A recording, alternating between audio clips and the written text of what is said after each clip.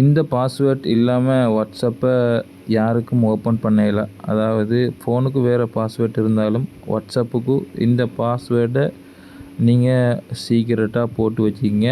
வாங்க எப்படின்னு பார்ப்போம். வாங்க வாட்ஸ்அப்பை டச் போங்க, செட்டிங் போங்க, அதை டச் பண்ணுங்கள். கீழே அக்கௌண்ட் சொல்லியிருக்கு, அதையும் டச் பண்ணுங்கள். அதுக்கப்புறம் 2 ஸ்டெப் வெரிஃபிகேஷன் சொல்லி 4வது இருக்கிறது, அதையும் டச் பண்ணுங்கள். திருப்பி இதை ஒன் பண்ணுங்கள். பாஸ்வேர்டை இப்போ டைப் பண்ணுங்கள்.